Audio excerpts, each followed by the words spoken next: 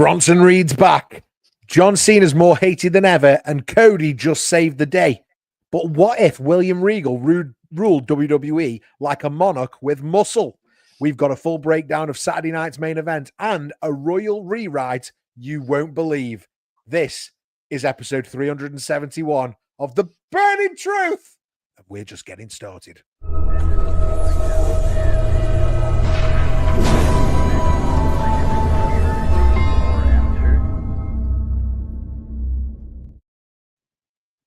Hey, it's Scott Barrett, and I'm joined once again by Billy Big Bollocks himself. It's the one, it's the only, it's Matt Burns, everybody! Hi, everybody!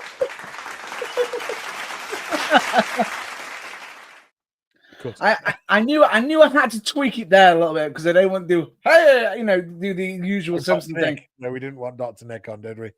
No, absolutely we did not. How are you, man? You okay? You having a good week? It's an interesting week, a bit of an unusual week. You had a big old weekend, so I've heard. Yeah, got a few bumps, got a few bruises. I've managed to get some recovery, heal up some wounds. Yeah, I've got a bit of a bad neck as well. I'll tell you all about that later. Fair enough. But before we get to there, more important news. The big news.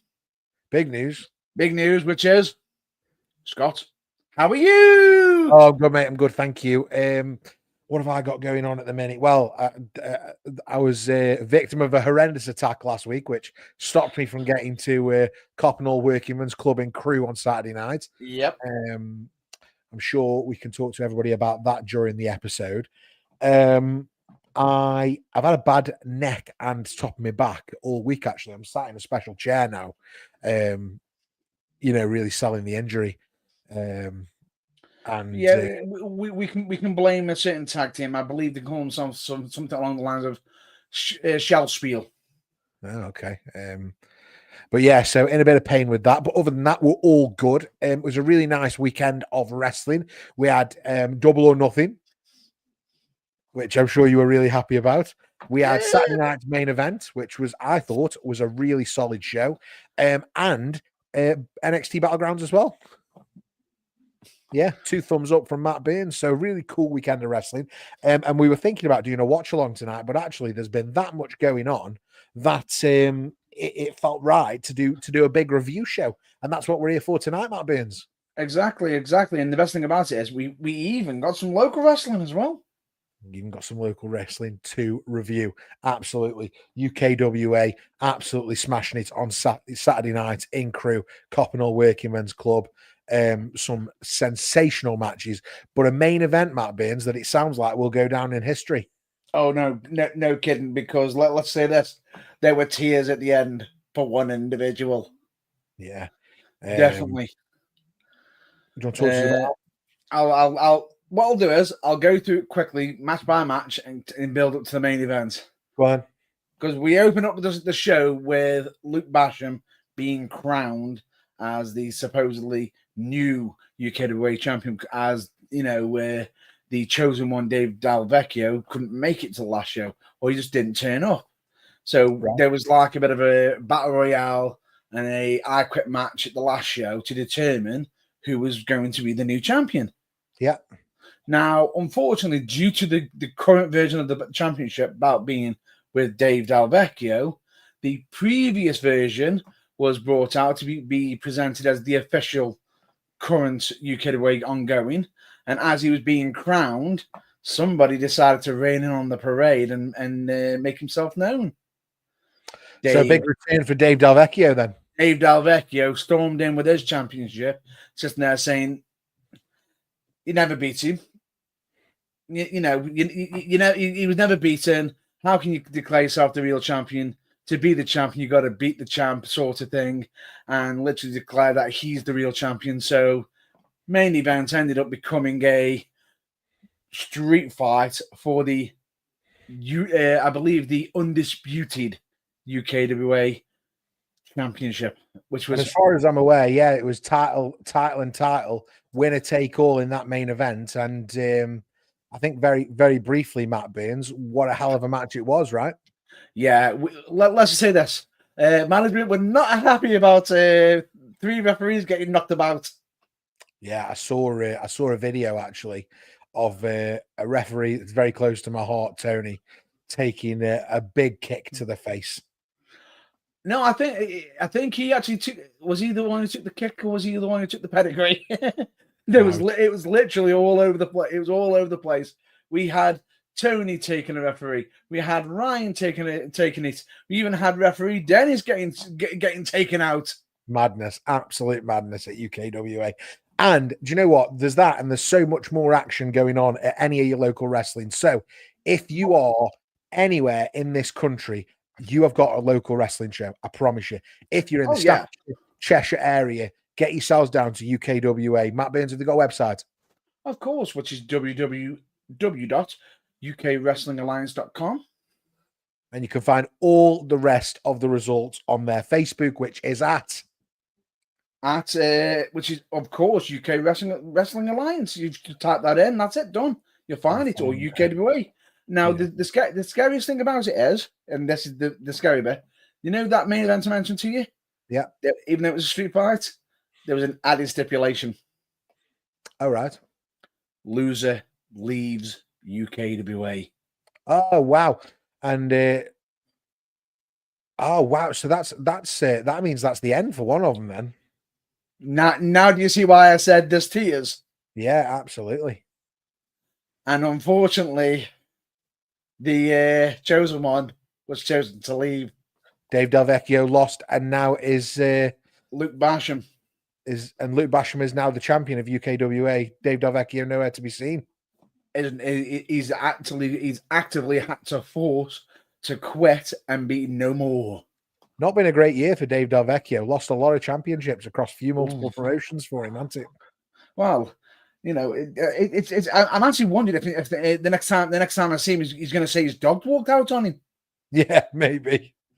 It's like, wow, he's having right, Matt Burns, I think it's time that we get to the news.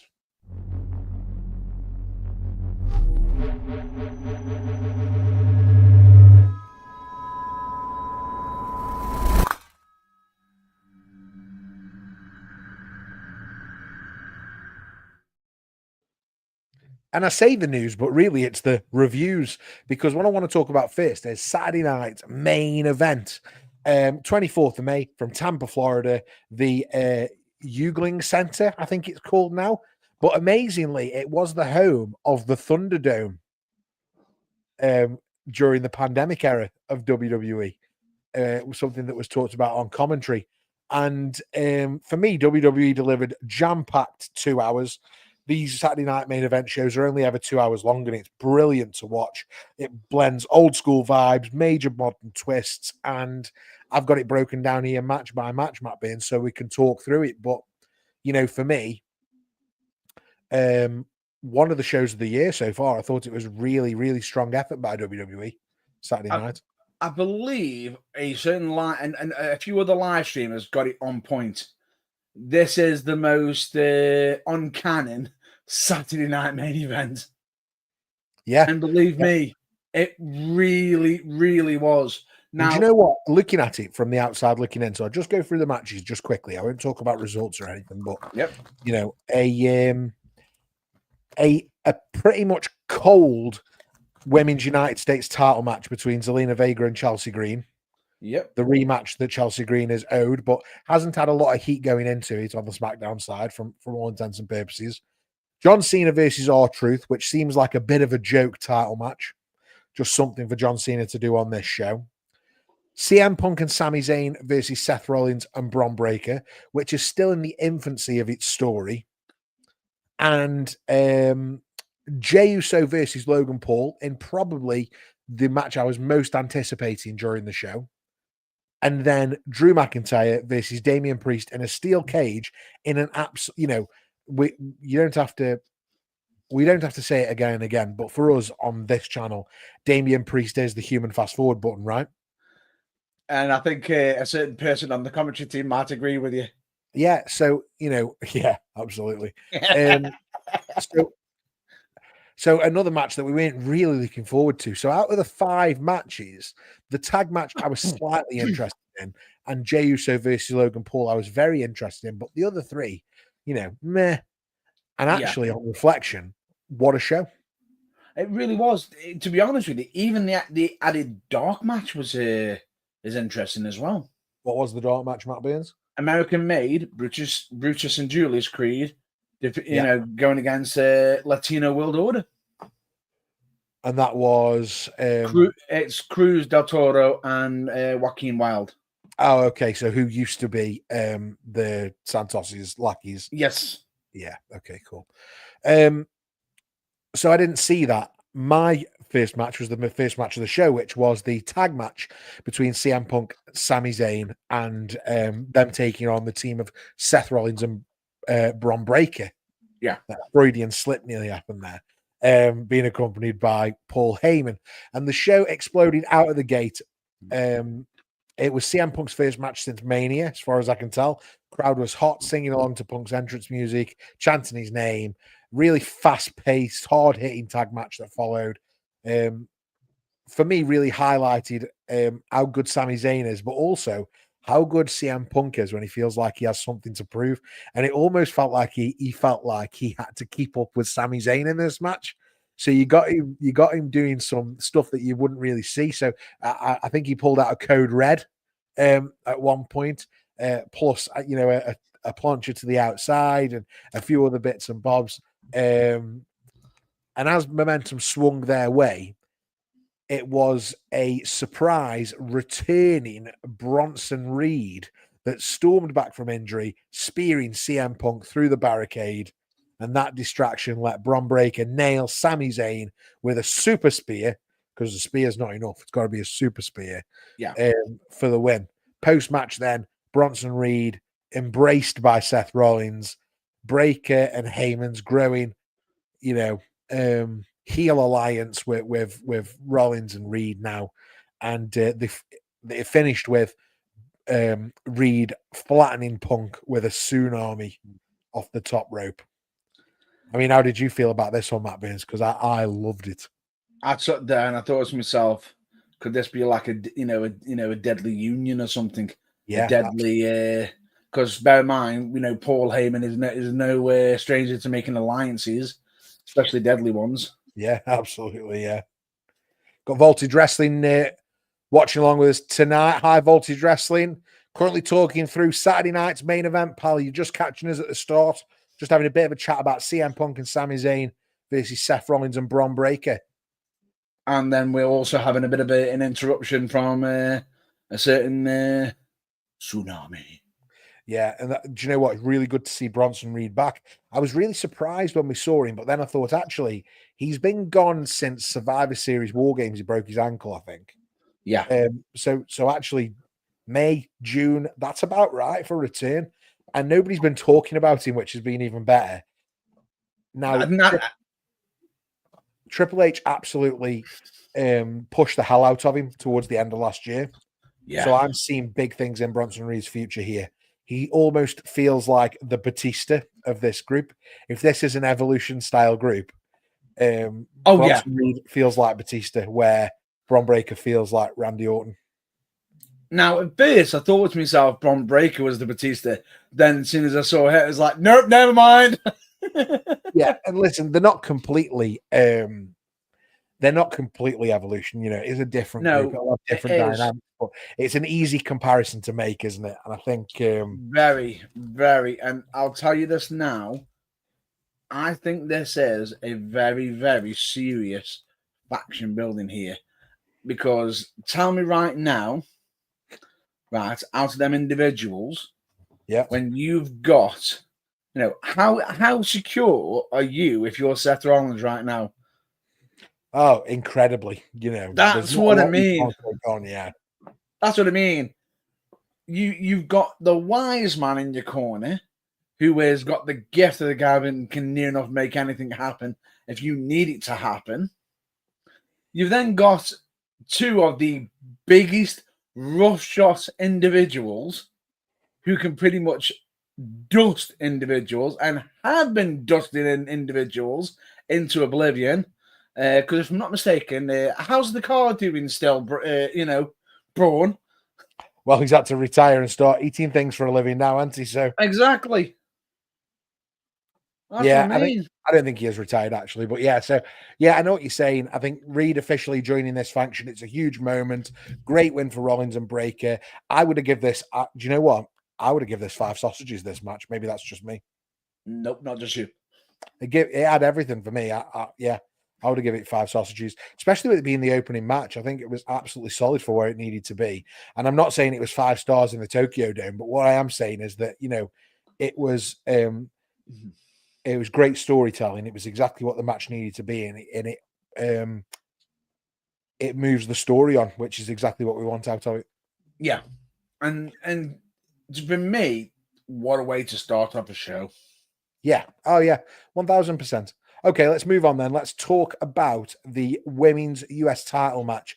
Zelina Vega, the champion, defending against one Chelsea Green. I think what did hurt it is the next to no build-up. Yeah. And listen, a short but feisty match here. Chelsea came out with aggressive, or she came out with aggression, rather, powerbombing Zelina Vega on the floor, but it was interference from Niven that backfired. Vega fought through the chaos and hit a top rope code red for the win, even busting Chelsea Green's nose in the process. I'm not sure how that happened, but it looked, you know, it looked good. It's messy. It's messy. Yeah. Love a bit of blood on the face.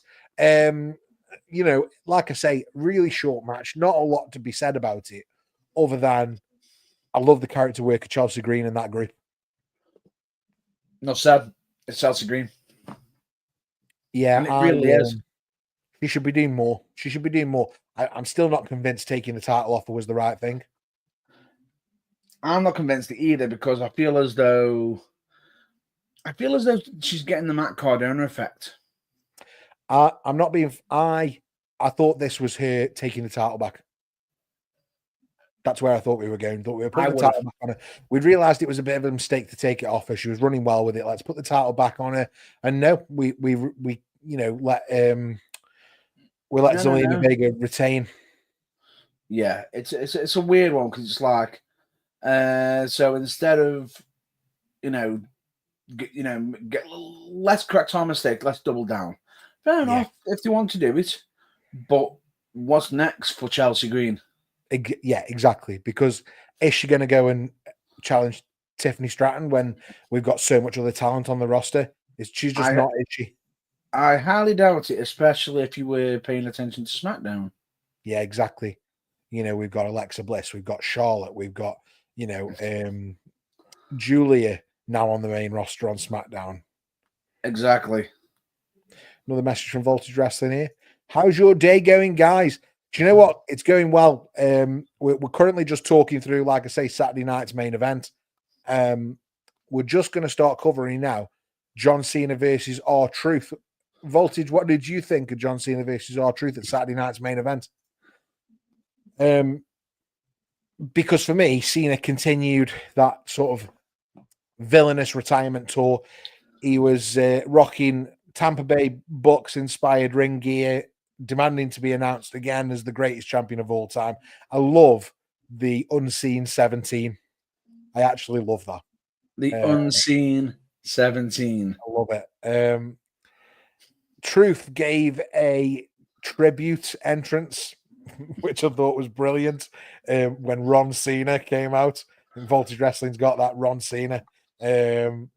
Did the whole John Cena entrance. It was brilliant, including wearing, a bit of John Cena cosplay, including the t-shirt that I've worn on the podcast previously. I called that. When I saw it, I was like, that's my t-shirt. And it was fun, right? The match was fun. Hang on. Is that why you're not wearing it today? I borrowed it to Ron Cena. Despite some signature Ron Killings offense and some signature John Cena offense, an AA and an STF, Cena eventually went for the belt, decided not to hit Truth, gave the belt to the referee, and as the ref turned his back to get rid of the belt, Cena hit Truth with the low blow, kick to the nads, and hit the AA for the win. After the match, Cena leveled Truth with the title belt and then got booed out of the arena again. I think I don't know what sausages I would give the match, but certainly for heel heat, I would give it 5 bangers. Certainly, yeah. Match quality because it wasn't moving like it's not, you know, all over the place and everything. It's sort of storytelling. Yeah, exactly what it was. Yeah, and it was a strange one. I still don't know why we got this match, but I mean, what, you know, whatever, guys. I can't say I was disappointed. It wasn't bad. It was a bit of fun. Yeah. I just, you know, in a, we'll talk about this in a minute, I'm sure, but in a world where we're going to get a tag match for Money in the Bank, I can't believe we haven't done Punk versus Cena yet. I think that's going to be Money in the Bank. No, Money in the Bank's announced. Yeah, we'll talk about that in a second. Yeah, it was announced in the main event. So next match on the card was a steel cage match: Drew McIntyre versus Damian Priest. It's fair to say that my reaction was very similar to Jesse the Body Ventura's Matt Burns. Brutality is how I would define this match. They battered each other inside the cage. Priest kicking out of a Claymore, Drew hitting a top of the cage superplex. After a wild chair war, let's call it, chair battle. Yeah. It was Priest that delivered a concerto to Drew McIntyre and walked out of the door for the win. Yeah. Jesse Ventura called it cowardly. I thought it was a crap finish. And it's certainly decisive from what I've read online so far. So what are your thoughts, Matt Burns? I thought it was rubbish. Right. You hit him with a concerto. Okay. Yeah. Solid. Yeah. He's the babyface, right? Yeah. Why didn't you just climb over? Or pin him. Is it pinning in this one as well? Yeah. Right. So pin him. Yeah. Yeah. You know, which one's quicker? 1, 2, 3. Or I just didn't get it. I don't get why we did that. I mean, I'm not a big fan of Damian Priest anyway. I've said it on this channel loads of times. I'm not a fan. But he didn't have to win that way because I don't think it does anything for his credibility. It actually hurt it. Yeah, it hurt him again. You know, made him even more unlikable to me. Yeah. I think it was a very poor choice having him walk out the door because I felt as though, who's the real heel here? Sort of. Yeah. You know, if you're watching along live, get your comments in the live chat. Let us know how you would have finished this match, Drew McIntyre versus Damian Priest. Yeah, if it was up to me, we know that Priest wouldn't have been winning. Yeah, I don't think for me either. I think if that's what we were going to do, we had to have a reason to get Priest, you know, to make Priest look even more like a babyface. Maybe I would have had him try to go out the door, but then think, no, this isn't right. I want to beat him properly. Go back in the ring, maybe pick him up for a Razor's Edge. Drew kicks down, turn around Claymore, and then Drew like crawls himself out for the win. Do you know what I mean? Done something a bit heely, sure. And then you know, he doesn't get the win, Damian Priest, but he doesn't look like he still looks strong. Yeah, he still looks strong because he had it won, but he went back for a win. He decided to do the right thing. Exactly that.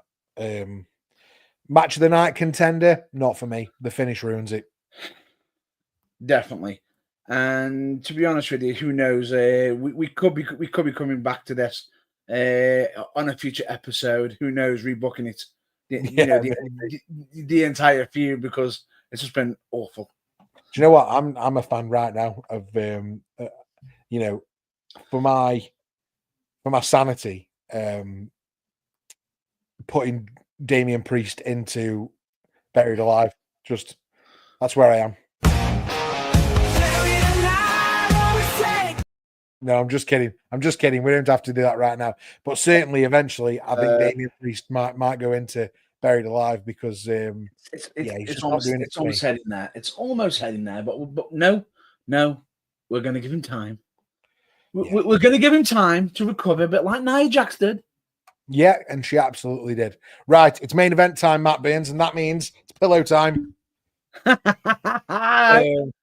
Love it. The main event of Saturday night's main event was the World Heavyweight Championship match, and a match that I was really looking forward to. Get your comments in the live chat who you thought should have won this one. Jey Uso defending the World Heavyweight Championship against Logan Paul. Fast-paced, high drama.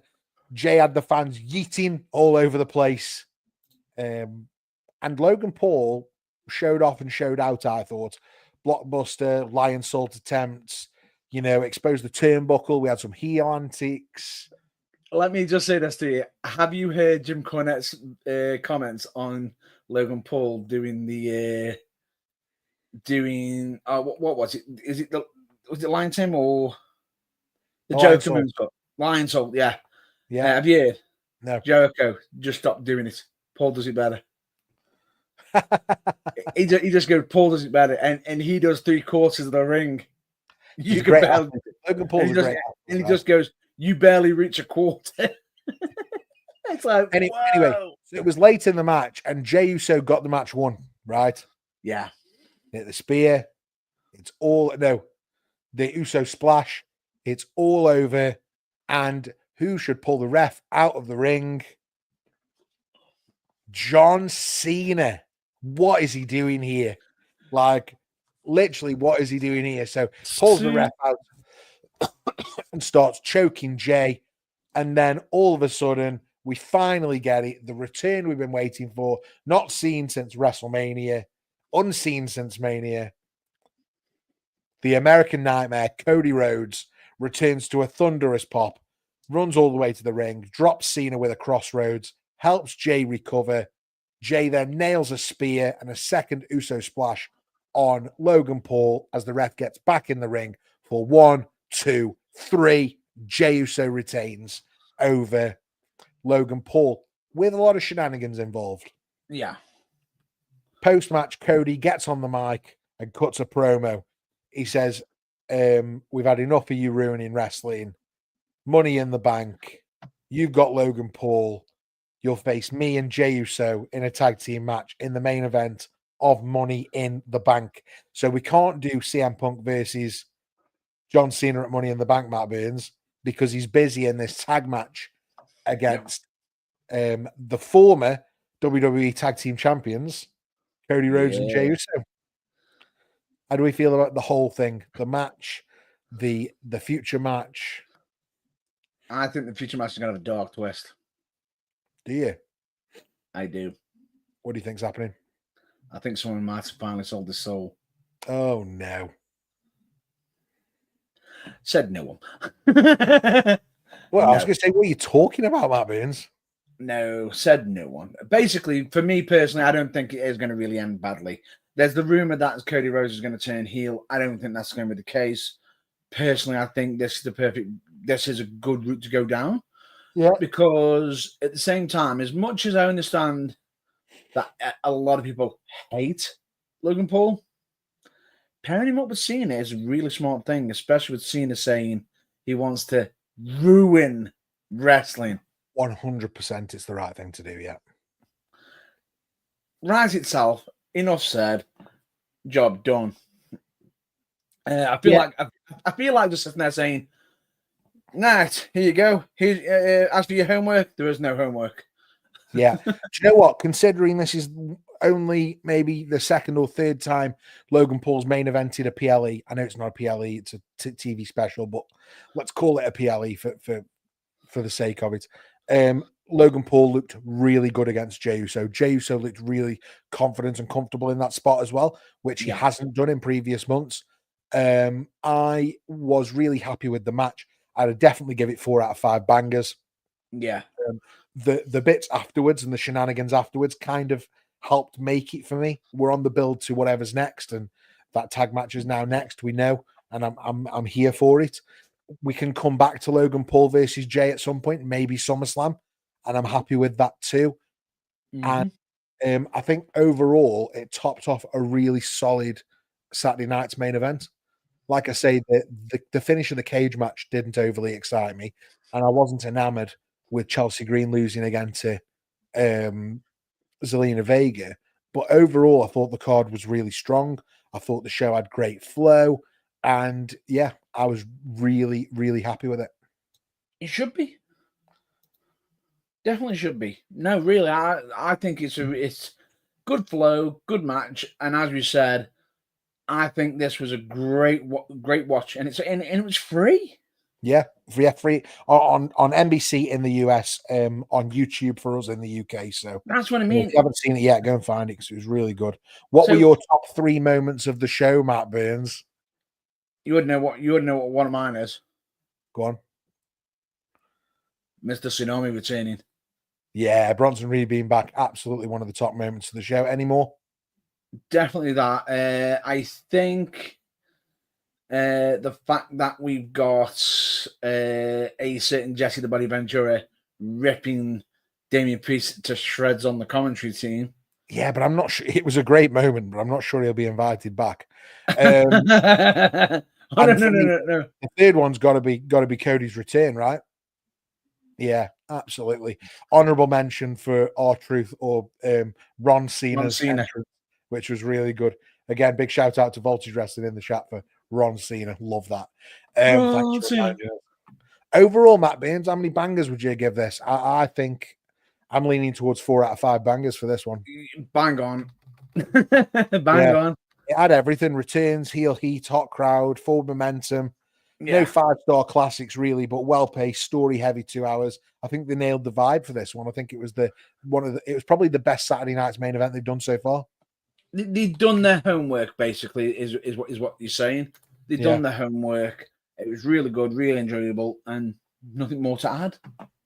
Right, Matt Baines, that's Saturday night's main event. You want to cover AEW quickly?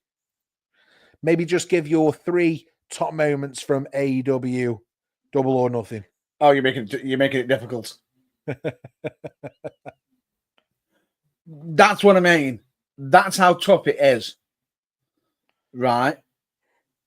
Because I feel as though, right, some top moments. Anarchy in the arena is always anarchy, so that is just your smosh match. Yeah. I feel as though the main event was interesting. I was happy for either individual to make the win. Yeah. For All In. Some people are questioning whether it should have been Will Ospreay, seeing as it's meant to be coming back to the UK for Forbidden Door. But who knows? Who knows? The thing is, Will Ospreay could still have another opportunity of walking in as the champ, or who knows? It could even be challenging for the championship in the UK. Yeah.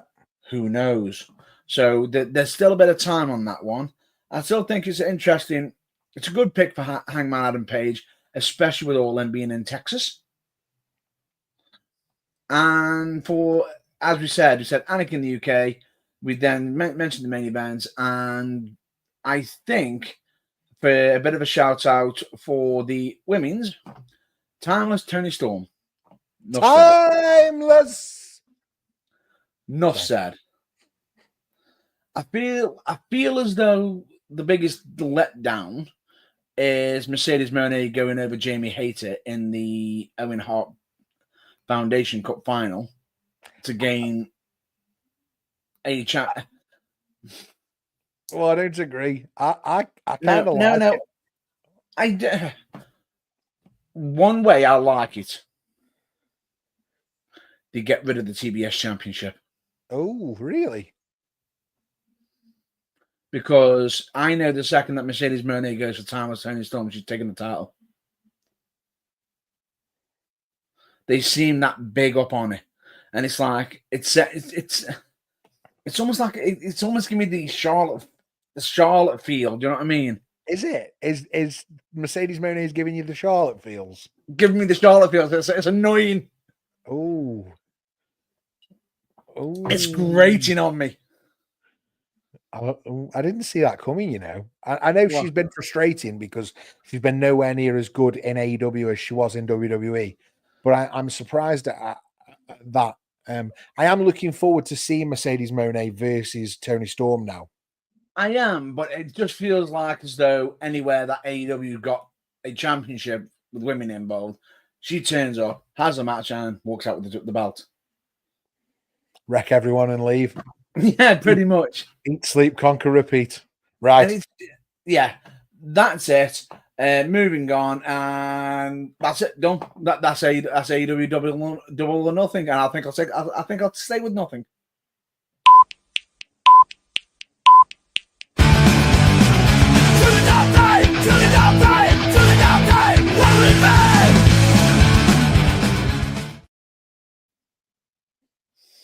Yes, this is our top 3 segment now, Matt Burns. And today I am challenging you to give your top 3 of a chosen topic. You looking forward to this one? Yep. Okay, so I asked you earlier on to think about this for me because I wanted to challenge on the podcast. And the challenge that I'm throwing out there today, or what I would really like to know, is what are your top 3, and I'm challenging everybody watching live to get in the live chat their top 3 top rope finishers. What are your top 3 top rope finishers? I want to know your spiral taps, your frog splashes, your moonsaults, your BMEs, your pretty East moonsaults, your 450s, your shooting stars. I want to know them all in the comments. Right. I might have a bit of a unique order compared to other people. Ooh. But I've also got some nice shout outs. Okay. I do like how you mentioned the spiral tap. That's a good shout out. It's a very good shout out. You can't go on one out at Roadblock, not Roadblock. Yeah, definitely. Battleground. At Battleground, yeah, definitely. But actually, never mind. I think I've just got a new number. I think I've just gained a one is just literally leapfrog just playing. It just dove into 3rd place immediately for how impressive it was seeing it over the weekend. Okay, let's hear more. Because you did say any move off the top rope, didn't you? I did. That is the lingo that I used. At number 3. And I seeing this last night or early hours this morning. Soul Snatcher off the top rope. Oh, it was fabulous, wasn't it? Soul Snatcher from the top rope was sensational. I understand that people can say the counter to Evan Bourne's shooting star press when Orton pops up is impressive. The Soul Snatcher just... Yeah, I couldn't agree more. I totally agree. 1000%. That Soul Snatcher off the top rope was special. Yeah. The reason why it's not higher is because, one, it's a very rare occasion you see it. Yeah. You must have some legacy moves on there, though, as well, in your top 3. Oh, definitely. Right, let's see your number 2, then. Number 2. It's one that is not done. You know what? No. Number 2, it is done by Pac. Oh. He's had it be the red arrow, the black arrow. You know exactly which one I'm on about. I do, absolutely. Yeah. The way he nails that, it's just phenomenal. Yeah. It is special. And you're sitting there thinking, hang on, where's the legacy? Where's the legacy finisher? Number 1. You can't. It's a tradition for me. It is one I call the frog splash. Are you going to pick somebody that does it, or I can't, because there's. If I was going to pick anybody, it would be out of proper nostalgia. and it would be none other than Eddie Guerrero. I think you've got passed away bias Why is that? because nobody did the frog splash like Rob Van Dam. It was 5 stars, baby. Although, it was good, but if you want, the reason why I put as much as I could say is I could have actually thrown in Art Barr. Okay, yeah, you could have done. Who actually was one of the one who actually he looked like a frog when doing it. Yeah, and it was D'Lo the same. Yeah, and the weird thing about it is Eddie decided to do the frog splash in tribute to Art Barr. So I'm going to go with Eddie Guerrero just for the tribute nostalgia. Yes, I might be, biased in that sense, in that feeling. Bear in mind, come on, it's Eddie Guerrero. Yeah, it's hard not to do Eddie, isn't it? It's hard because bear in mind, because think about it, Eddie's used it. We've got the Mysterios using it. We've got loads. The Usos splash is basically almost similar to it. Yeah, it is. It's closer to. Enough said. Okay, so number 3. Number 3, the Soul Snatcher. Number 2. Well, that would be is it the Black Arrow currently, or Black Arrow, I believe it's called now. And number 1, the old classic traditional frog splash.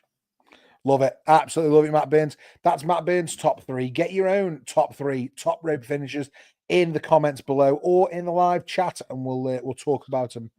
But for now, Matt Burns, it's time for one of us to rebook this.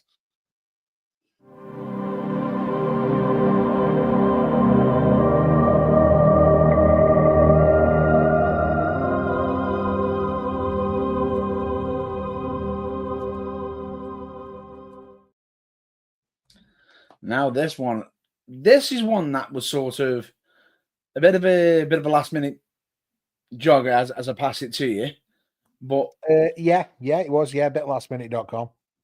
But the second I thought about it, I knew you were the only one who could do it.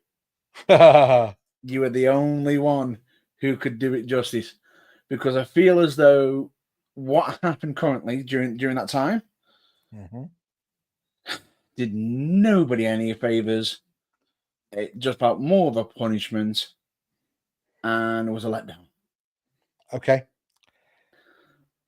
What I've challenged you to do is the aftermath storyline of William Regal winning the King of the Ring.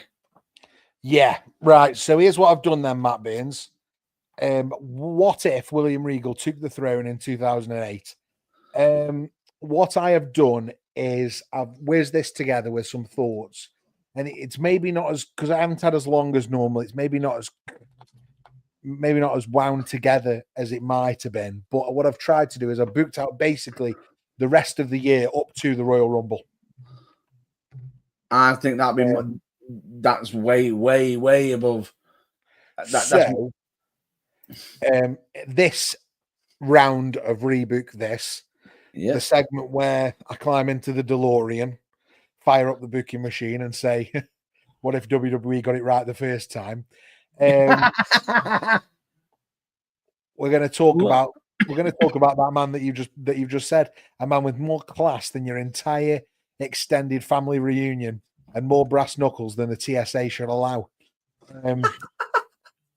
William Bloody Regal. Now, I don't know if you remember it, but April 2008, William Regal wins the King of the Ring tournament that was on Raw. So it wasn't a PLE or a pay-per-view this year. It was a special episode of Raw.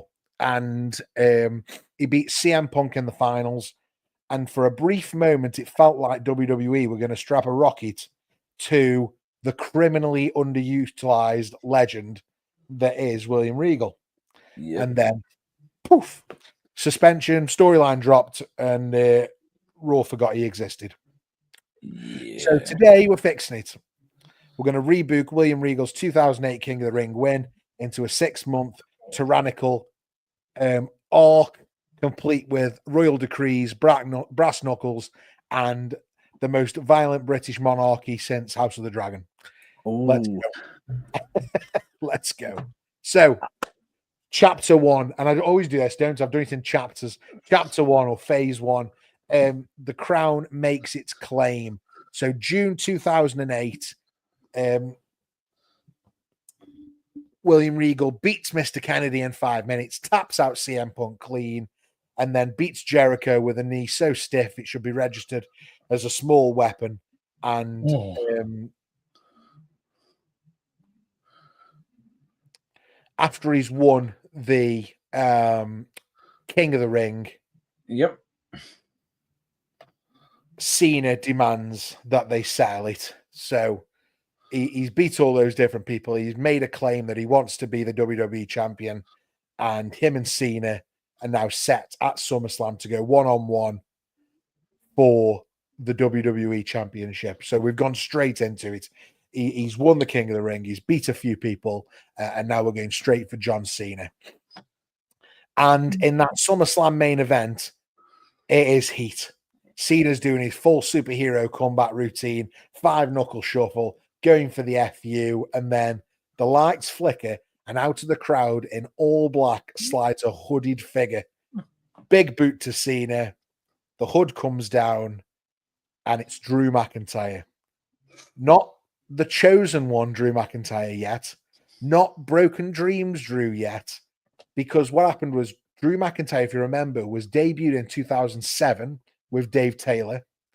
Then he disappeared for 12 months and came back in 2009 as the chosen one. So in 2008, Drew McIntyre was back in developmental waiting for an opportunity. And here we're going to repackage Drew with slick hair, cold stare, and dressed like a Scottish Undertaker with a vengeance. Drew hits Cena with that Future Shock DDT onto a chair.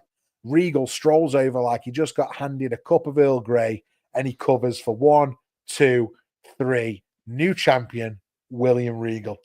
So Regal's not only the champion, he's now got Drew McIntyre kneeling before him, presenting him with the title. Regal places a hand on his shoulder and whispers, "Welcome to the court, executioner." Yeah, we're building a dynasty. We're off. Oh! Chapter 1, which was winning the King of the Ring and a few people. Chapter 2, apologies, which was SummerSlam. And now we're on to chapter 3, the Regal Code. So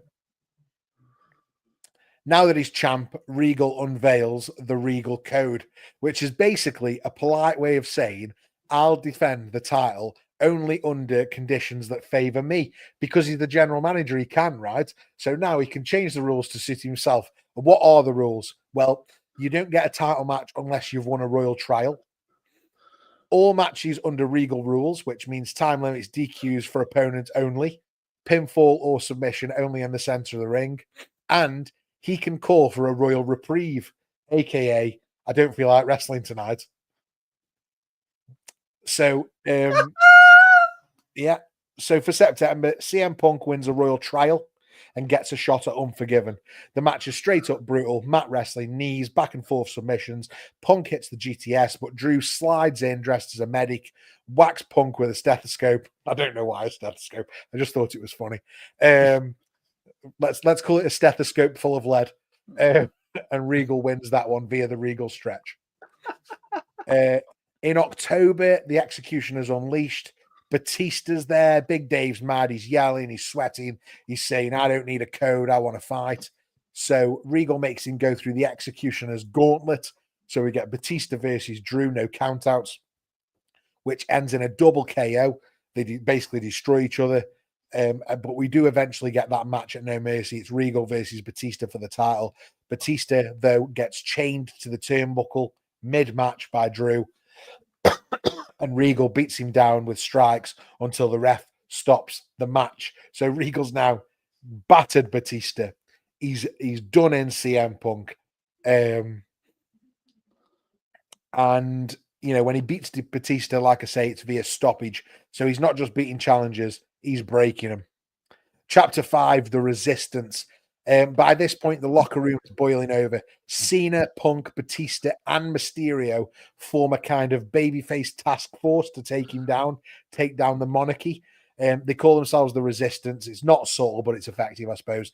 And at Survivor Series, we get Team Regal, which is William Regal, Drew McIntyre, Paul Burchill, now not a pirate, but a Ruthless. A part of the court, and Mike Knox, because I like Mike Knox, and he was around at this time. And they take on the team of Cena, Punk, Batista, and Rey Mysterio. Drew goes crazy, eliminates 3 people by himself, but it is finally Cena that gets his hand on Regal and pins him clean for the win. So Super Cena goes through the entire team. That earns Cena his long overdue rematch at Armageddon. Cena's last shot. And this is chapter 6. The Armageddon main event, Cena versus Regal. Regal promises no interference, and he almost keeps that promise until he reveals last minute that Drew McIntyre will be the outside special enforcer. Cena fights through it all, gets Regal up for the FU. Drew jumps in, doesn't touch him, jumps back down. Regal low blows Cena, rolls him up with the tights, and again, Regal's still the champion. The crowd at this point is absolutely nuclear. Cena's out cold. Regal walks out with the title like it's the crown jewels.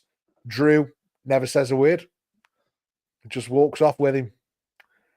And then as we get into January, WrestleMania 25 was the WrestleMania for 2009. And I didn't want to mess with it too much because it's a pretty great WrestleMania event.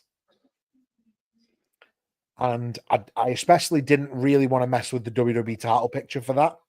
Yeah. So to do that, I've got to get the belt back on Triple H.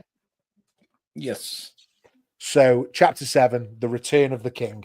And I thought this was a nice way to finish Regal's summer, end of 2008 reign, because we're going to get the king versus the king. Oh, I see what you're doing there. So the game storms back into Raw like he's got unfinished business, and that's because he does. He looks at Regal in the eye and says, "You're not a king, you're a bureaucrat in a bathrobe." And Regal slowly and surgically says, "You wore a crown as a nickname. I earned mine in blood." And the WWE Championship match is set at the Royal Rumble. Triple H versus William Regal. Drew McIntyre banned from ringside because Triple H has got his own sort of pull above and beyond the general manager. And Regal goes full shoot style here.